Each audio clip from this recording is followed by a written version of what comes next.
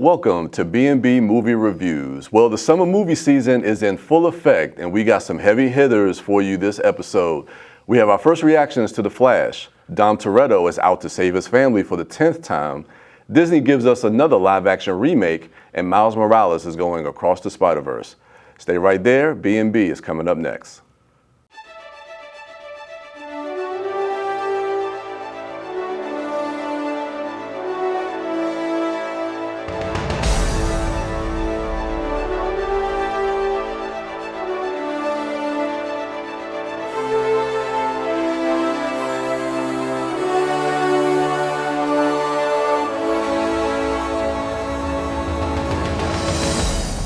So you're saying you could travel back in time? But Bruce, I can fix things. I could save people. I could save my mom. I could save your parents. You could also destroy everything. I love you, Mom. I love you too. The Flash, starring Ezra Miller, Ben Affleck, Michael Keaton, and Sasha Calle, doesn't hit theaters for a couple of weeks, but we were fortunate enough to catch an advanced screening and are here to talk about our initial reactions to the film. Bryan. Yes. A lot of hype around The Flash. There's been a lot of hype around this movie. It premiered at CinemaCon, and people were saying this is the greatest comic book movie of all time. Did your first screening of it live up to that hype? So I guess we can't officially review the movie at this time, so we're just kind of going to reiterate our social media reactions. We're managing expectations. Yes, and that's what we said in our social media reactions. It's like, you know, to tell the people, manage your expectations, because the movie, it's a great ride. There's some great performances. I think Ezra Miller gives a really good performance playing both Barrys in the movie. And then the comedy we talked about, it really hits as well.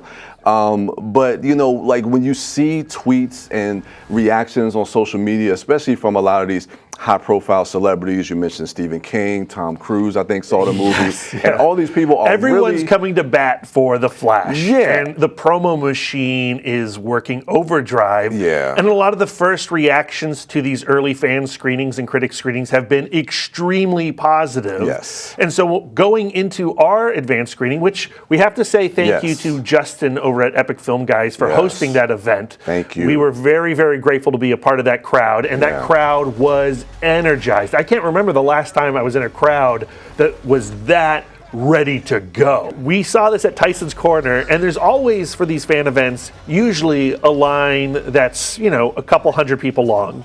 This line went out the theater, around the food court, out into the parking lot. The theater only held 350 people, and there must have been at least 600 people in line. Hundreds of people were turned away. This is crazy, and thankfully we were one of those 350 We were lucky enough people to be inside that theater watching the film. And I think that's what made it a great experience, because a lot of times, sometimes when we go to these advanced screenings, they're critic screenings, with sometimes they're, you know, it's mixed with, you know, fans as well. But this was a fan event where there was nothing but fans, and you could feel the energy in the room. And there were some reserved seats, Bryan, that we were not a part of. Exactly. Yeah, that is true. That is true.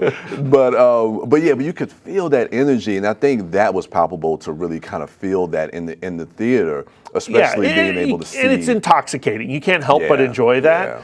Of course, as the movie gets started, I know almost immediately, for my tastes, it did not live up to the words of Tom Cruise and Stephen King and James Gunn.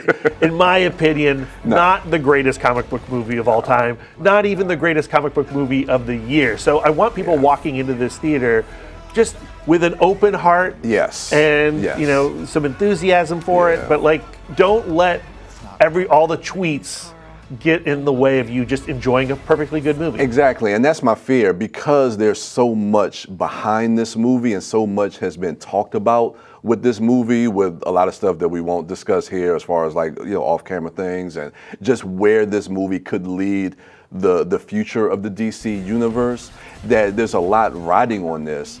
But I would say it's a really good movie, but you have to Don't worry manage about your the future. Don't worry about that. Just enjoy this movie for what it is. We can't really give a rating yet, so we're just really talking about our reactions. So those are our reactions to The Flash. Anything? I would still say go see the movie. Yes. And decide for yourself, but make sure that you're deciding for yourself. For yourself, yes, absolutely. So those are our thoughts, our initial thoughts. So you make the decision if it's a movie that you would want to go see. But when we return, we will be taking a ride with Dom Toretto for the 10th time, so stay right there.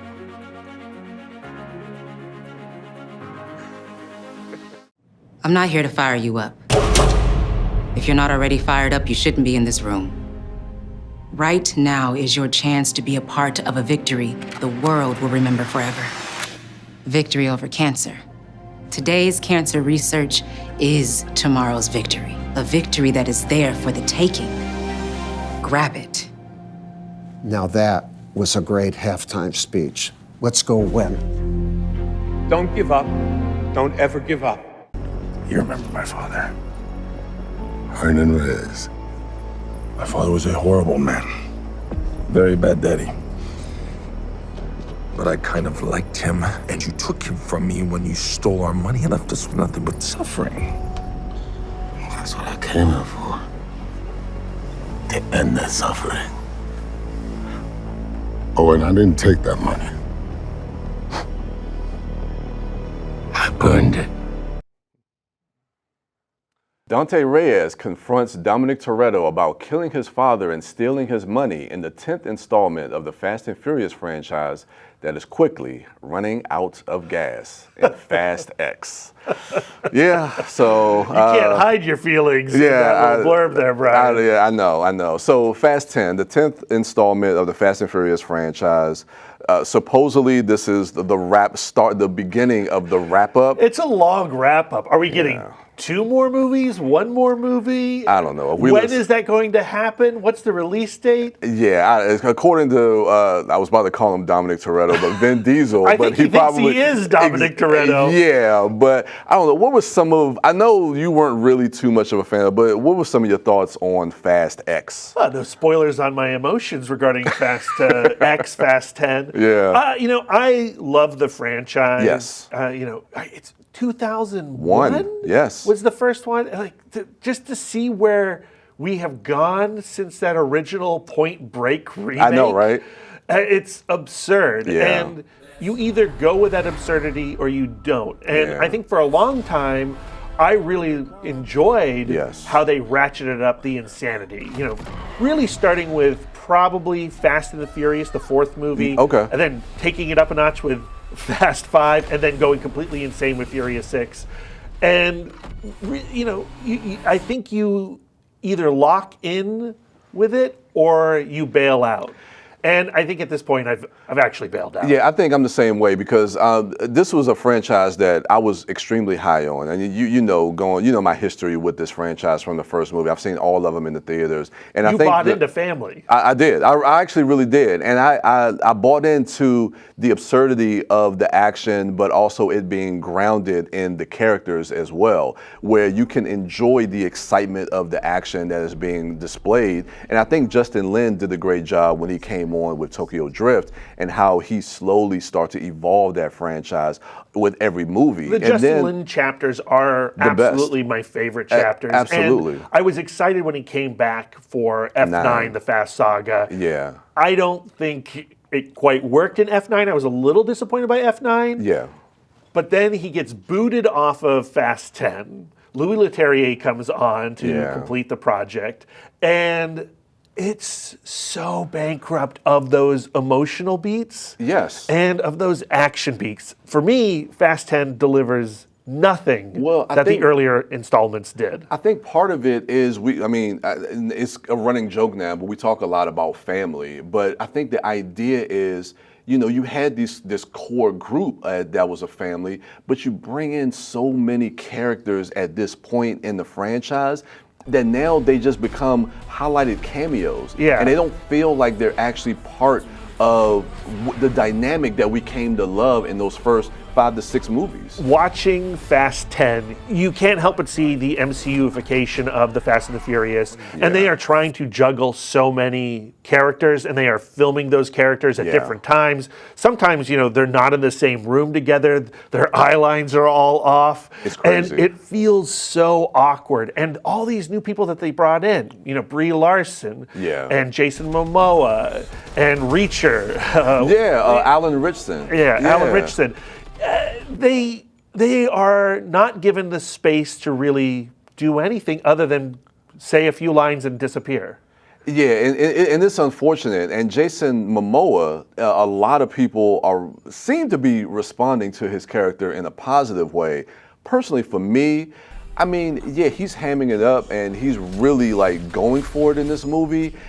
To me, it disconnects me from the rest of the film because it feels like he's in a different movie. Well, I feel like he's making choices. He is making choices. And you either like those choices or you don't. And maybe you didn't like those choices. But I do appreciate him going for something. Okay. It's a little cartoonish. But I think he's trying to match the movie that he wants to be in. He's trying to play Furious 6, Furious 7.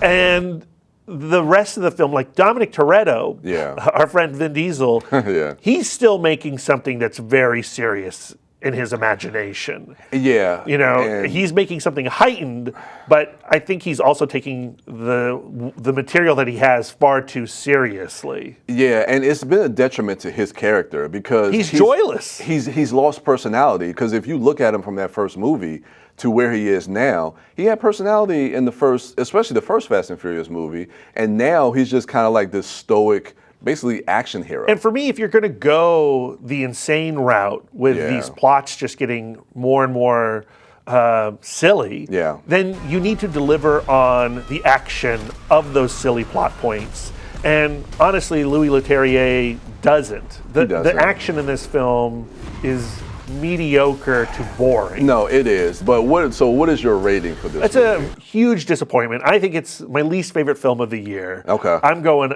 That's big. We either go B- or B+. We're the B&B show. We're a binary. That's how we operate. I have to say it's a B-. Same here. Good. I got enjoyment from the experience of watching it, but overall the movie just doesn't work and it's just a slow decline. It's a B- for me, unfortunately. So those are our thoughts on Fast X, Fast 10, however you prefer to say it. But when we return, we take a trip under the sea with the Little Mermaid, so stay right there.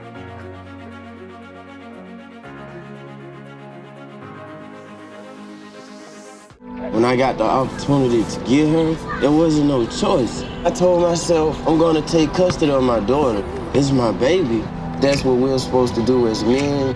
Take care of our home, build a foundation, you know what I'm saying? Love, our money, she's my purpose. I'm here to walk with her, hold her hand until she can walk alone. Ain't nothing like being a father in this world.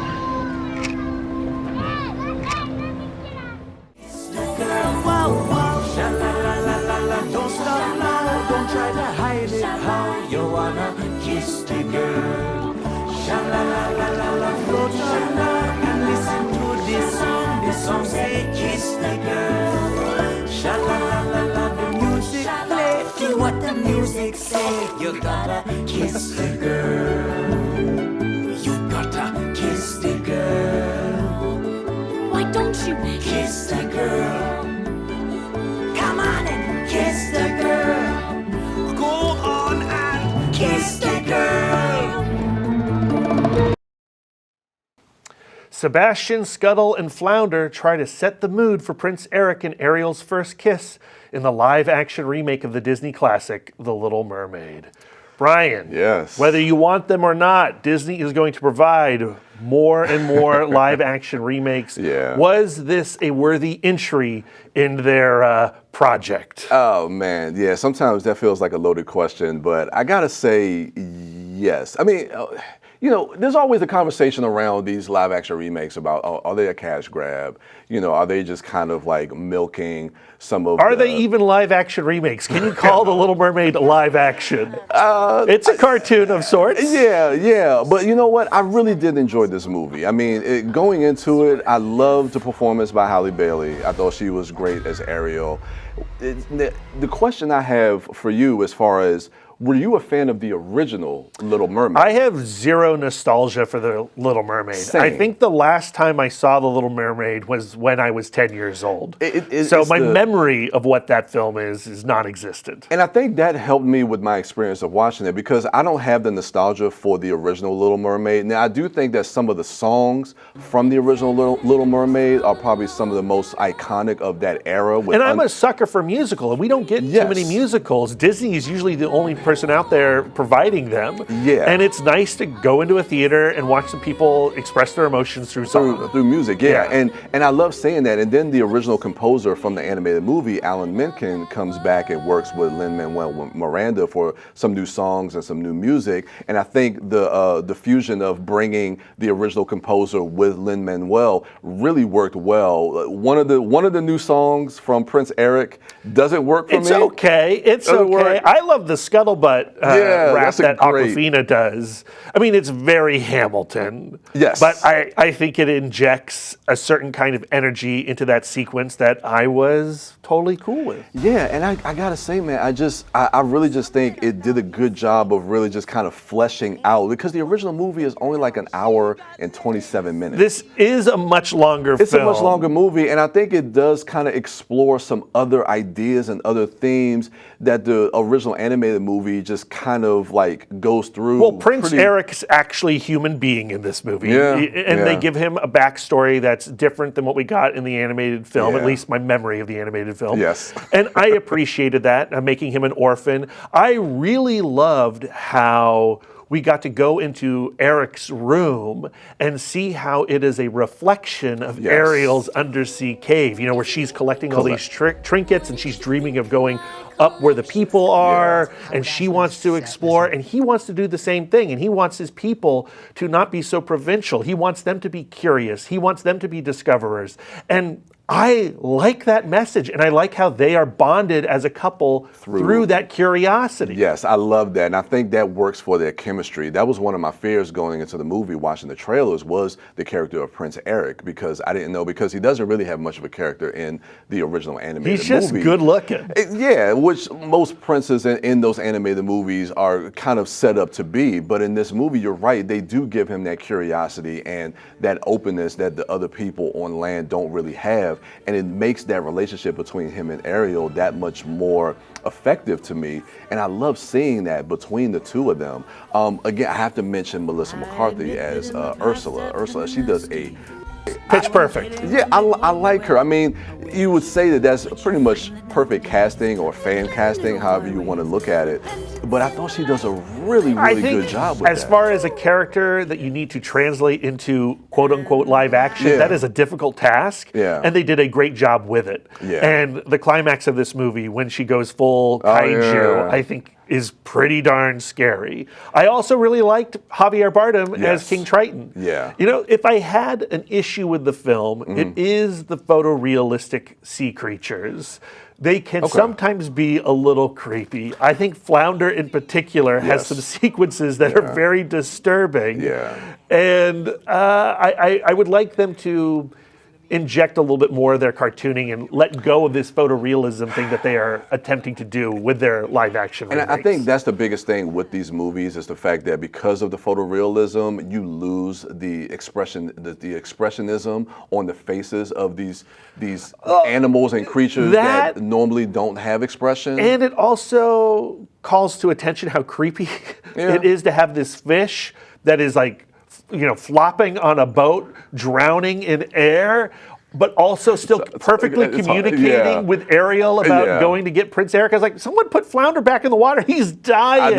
I know. But the movie doesn't, the movie finds that funny, and it's actually rather grotesque. Yeah, it's a little horrifying. And then Scuttle, when she comes into the story, she swoops into their conversation while Flounder's there, and she like spears a fish with her beak and then eats that fish right in front of Flounder. Yeah. I was like, what? It's like, we're supposed to be friends. Why what kind of cannibalism is this? Yeah, so I don't know. Like, that's why I think the photorealism thing is a little dangerous in breaking the imagination of the movie. This one worked because one of the movies that I really responded to as a kid, as far as that era of animation, was The Lion King. And The Lion King, I'm not even going to say live action, but the updated version, the photorealistic version didn't work for me.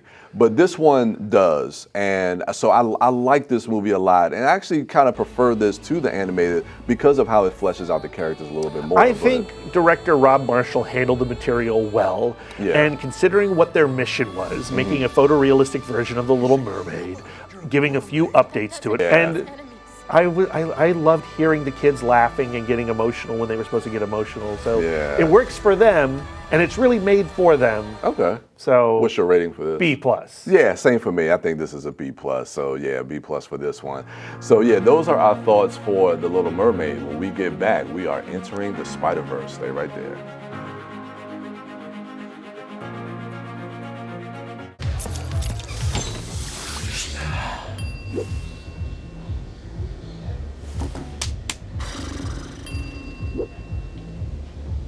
If you need to do something to feel okay to drive, you're not okay to drive. Don't drive buzzed. Okay. Miles's grades are pretty good. A in AP Physics. That's my little man. And AP Studio Art.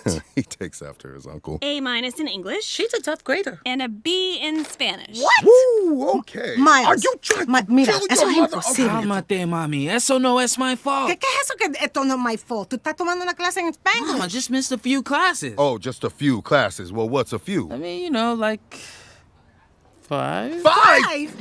Actually 6. You're dead. So Miles gets scolded by his parents during a student council meeting when they find out he is getting a B in Spanish with one of the many charming and endearing scenes in Spider-Man Across the Spider-Verse. So, Brad, here we go.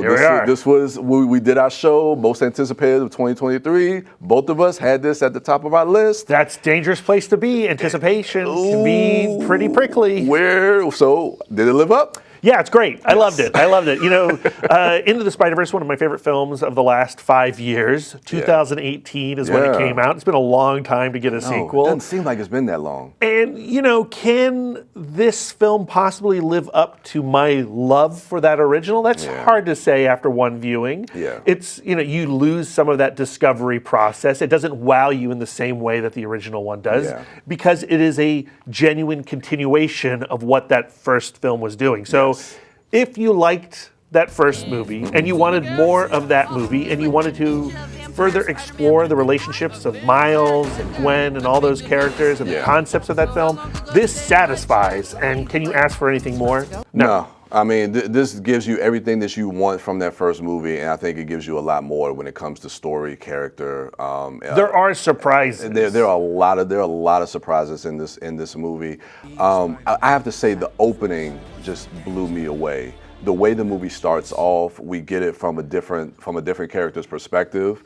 And I want to talk about the animation specifically in those scenes with, I mean, I guess we can say who. Well, no, let's not say. Let's not say who that character is. But each character, when you go to their world has a different aesthetic. It has a very different aesthetic, and I love the expressionistic way they use color and in they that use character's that animation. world, the emotion is told through the color. And it's beautiful. Yeah, it's gorgeous. I will say when the beautiful. film started off and we were spending so much time in that character's world, I was like, I thought this was Miles' story. Yeah. Like, is this actually this person's story? And I got a little nervous, even though by the end of that opening sequence, I was like, oh man, I need to know more. Yes. I have feelings for this character that are different than what I had before. Yeah. And then the film goes to Miles's world And it is still Miles' story. It is, and that was one of the things that I loved about the first movie, is because we're dealing with the multiverse, we're dealing with the Spider-Verse, but it always was able to remain a Miles story.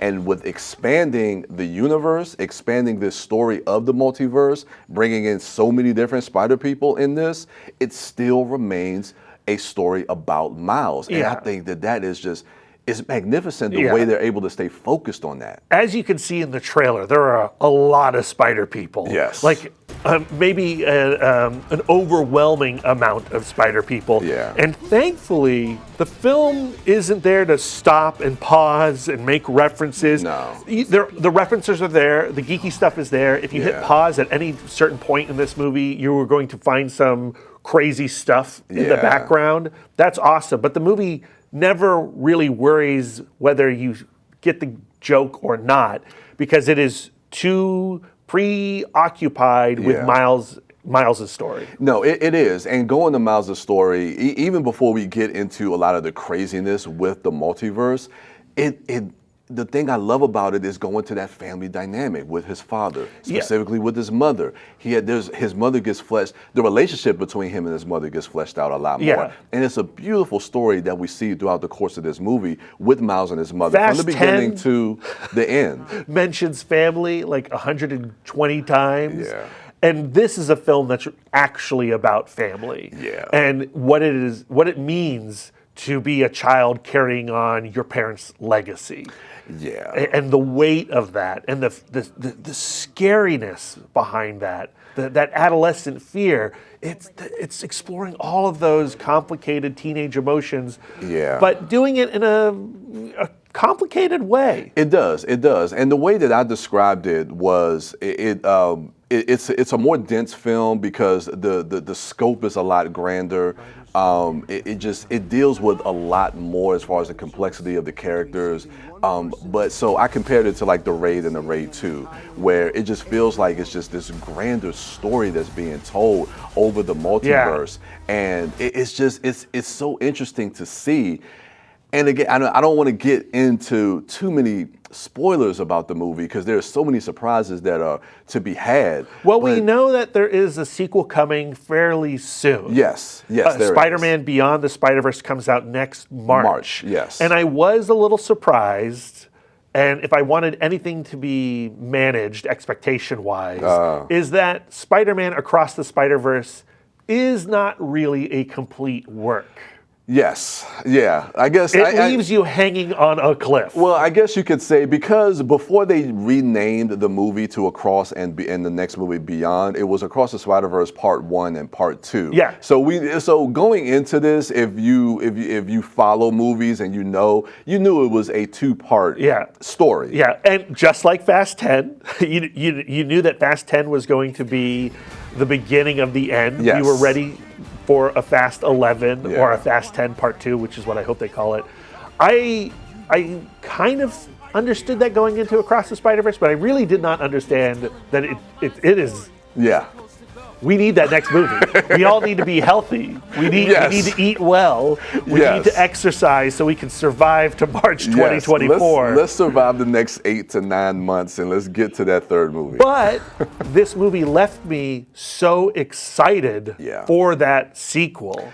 I didn't go like, oh man, that was disappointing. It's not a complete picture. No. There's so much going on in Across the Spider-Verse. You leave it and you're like, yeah, that was great. More, please, now. So, with that being said, is it safe to say what this movie is kind of reminiscent to as far as that? I think you can say that. Yeah, so it's kind of has that Back to the Future. Part 2. Part 2 and, Part 3, kind of, continuation of the story. And I like saying that. I thought that was really, really cool. Yeah, and where it leaves the characters is it deals with some dark themes, and it leaves the character in a place where, like you say, you're chomping at the bit for that next movie. But again, it celebrates animation, it celebrates comic books.